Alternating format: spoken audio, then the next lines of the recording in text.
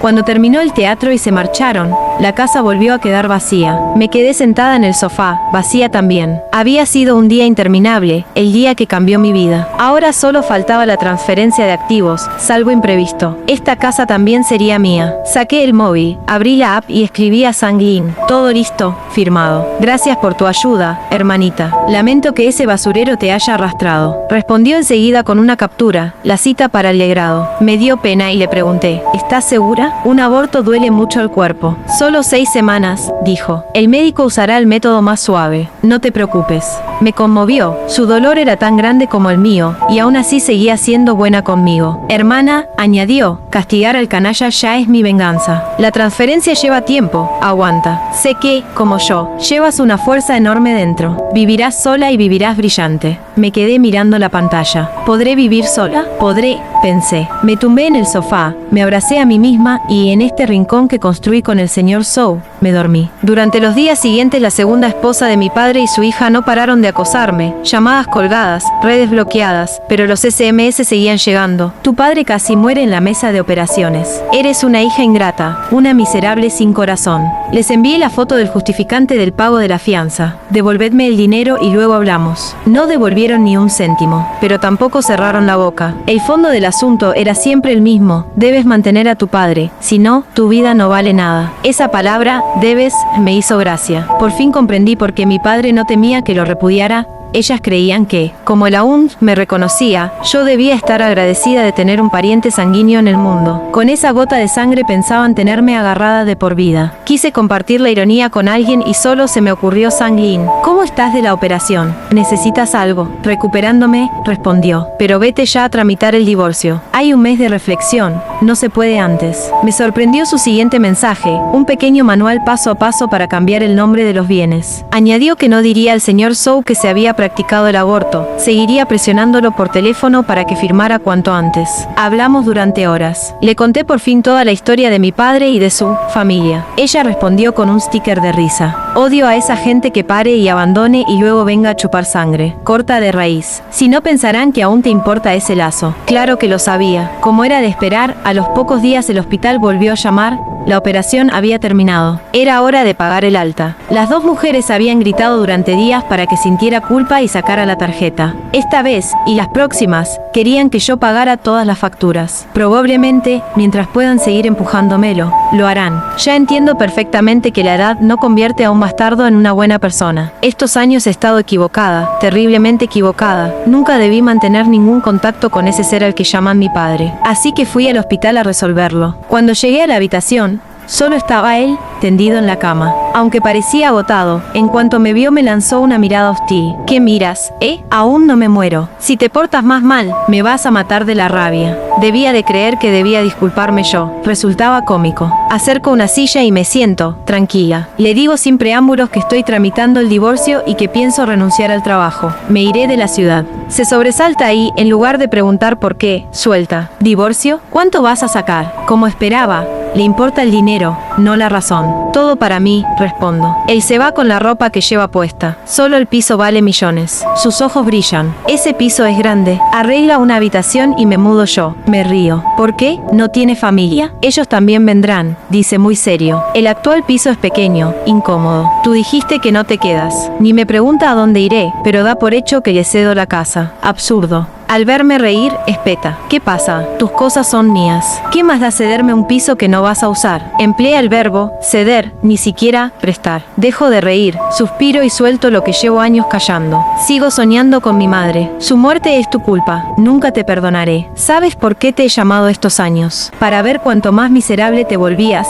Eso me alegraba. Tu mujer y tu hijastra te han abandonado aquí. Y hacen bien. Tampoco ellas te consideran familia. No mereces tenerla. Se pone rojo, abre la boca para insultar, pero le atajo. Voy a vender piso y coche y me iré. No verás un céntimo. Puedes demandarme, el abogado dice que, como mucho, pagaré unos cientos al mes. Me da igual, mantener a un perro cuesta lo mismo. Diré que es para un perro. Intenta incorporarse, me levanto de un salto y no le dejo hablar. Esta es la última vez que me ves, el único pariente de tu sangre. Todo es culpa tuya, te lo mereces. Respiro hondo, giro sobre mis talones y salgo sin mirar atrás. No pagué la factura, saqué una nueva SIM y aquella gente dejó de hostigarme. El mes de reflexión del divorcio tocaba a su fin. En los trámites vi al señor Zhou varias veces, más delgado, cuello siempre cubierto, ojeras. No sentí lástima.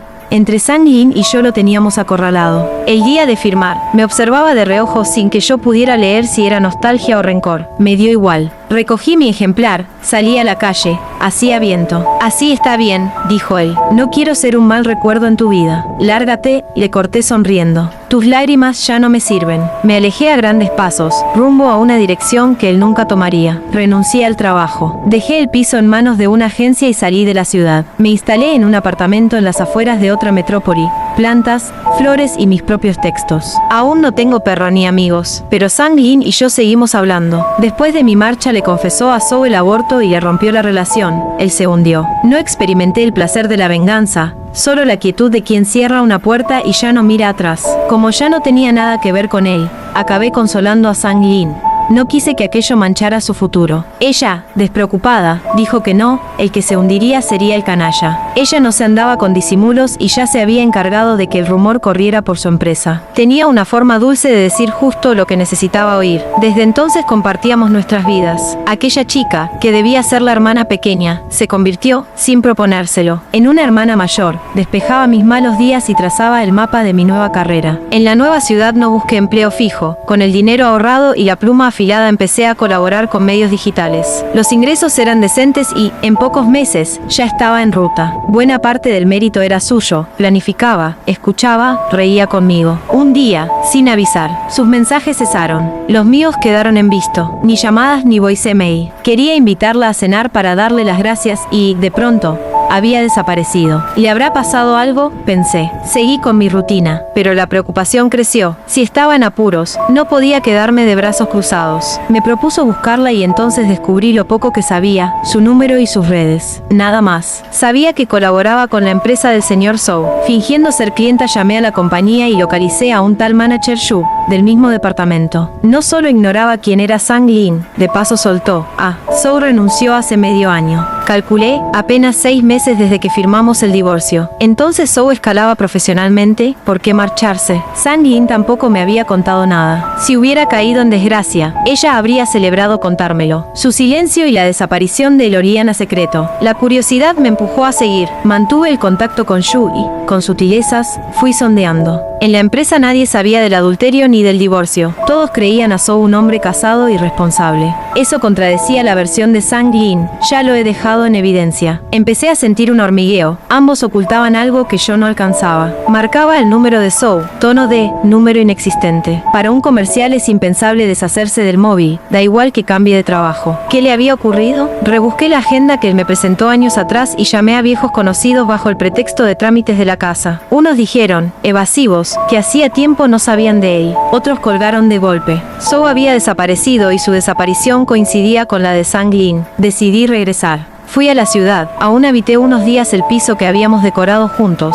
Por fortuna sin vender, lo tenía tasado alto. Quizá porque en el fondo no quería desprenderme del pronto. Recorrí calles conocidas. Me planté bajo el bloque de la señora Zhou y no me atreví a subir. Ya no era familia suya y cualquier visita sería una intromisión. Además, lo que más me urgía era encontrar a Zhang Lin. Cada tarde, cuando caía el sol, me sentaba en la misma cafetería donde ella me citó aquella primera vez. Fue un lugar que eligió casi por instinto. Debía de frecuentarlo o vivir cerca. No entiendo por qué desapareció ni por qué, pasado lo de Zhou, siguió a mi lado cuando ya ninguna de las dos estaba obligada. Pero lo hizo, y ahora yo necesitaba devolverle la mano, aunque solo fuera para saber que estaba viva. Como vivir mejor, definitivamente hay una razón. Después de pasar aproximadamente una semana entera esperando, finalmente, una noche, vi una cara familiar, Zhang Lin. Como esperaba, apareció, mientras compraba un café en la recepción. Me acerqué rápidamente y llamé su nombre desde atrás, Sang-Lin. Para mi sorpresa, no reaccionó en absoluto. Me pareció extraño, así que me planté frente a ella y le pregunté, ¿eres Sang-Lin? ¿Te acuerdas de mí? Me miró con atención, y en sus ojos apareció un ligero apuro. Dijo, te has equivocado, no me llamo Sang-Lin.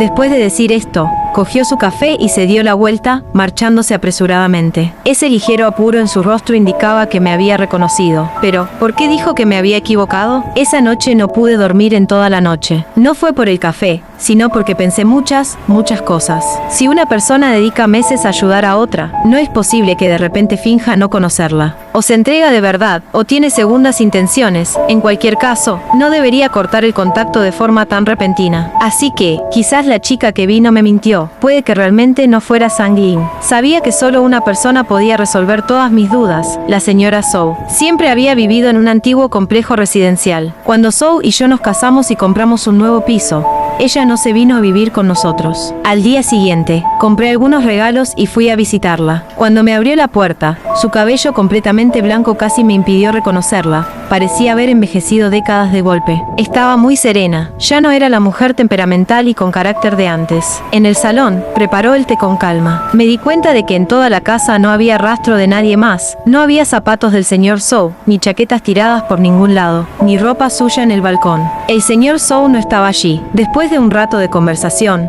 le pregunté a la señora Zhou, ¿dónde está el señor Zhou? Ella sonrió y respondió, yo también quisiera saber dónde está. Esa frase era sospechosa, porque, según sabía, eso no podía ser. El señor Zhou, aunque pudiera ser cruel conmigo, jamás trataría así a su madre. De repente comprendí, si el propio señor Zhou no sabía dónde estaba, entonces no podía decírselo a su madre. Los detalles que antes no había prestado atención empezaron a volver a mi mente. Él fue quien me dijo que me había sido infiel, se mudó y, de forma descuidada, dejó su antiguo móvil en casa, permitiéndome encontrar a Sang-Lin. Me pidió el divorcio y me dejó todo. Él se retiró del escenario y ella apareció, guiándome sobre cómo seguir viviendo. Y aquella chica llamada Sang-Lin era mucho más de lo que parecía. También recordé que, en las siguientes ocasiones en que volví a ver al señor Zhou, cada vez estaba más delgado. Con voz temblorosa, pregunté, ¿hace cuánto que se fue? Los ojos de la señora Zhou se enrojecieron y añadió, el niño tuvo mala suerte. Fue él quien te falló, fue nuestra familia quien te falló. Cuando salí de casa de la señora Zhou, la cabeza me daba vueltas y los ojos se me secaban, parpadeaba sin cesar. De vuelta en el piso que habíamos construido juntos, todo guardaba su huella. Yo misma era una de sus huellas. Me senté en el mismo sofá donde solía sentarse él y me quedé callada. Recordé aquellos días en que, sentado en el sofá, me pedía que le masajeara el cuello porque lo tenía rígido. Le decía que era cabeza dura. Hoy sé que ese lugar se llama tiroides,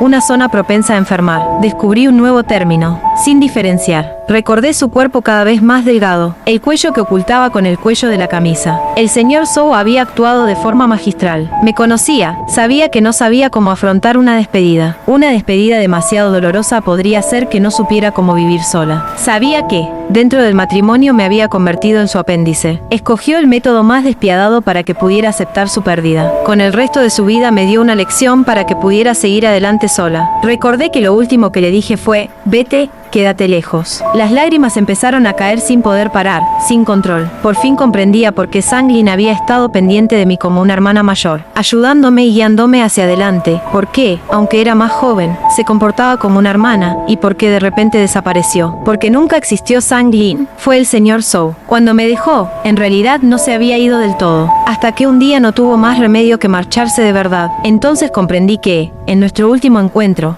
el brillo que el viento no lograba borrar de sus ojos era, en efecto, nostalgia. Recordé las palabras de amor que me dijo. Ahora, cada frase me atraviesa el corazón. Dijo, siempre habrá alguien que te siga amando. ¿Ves?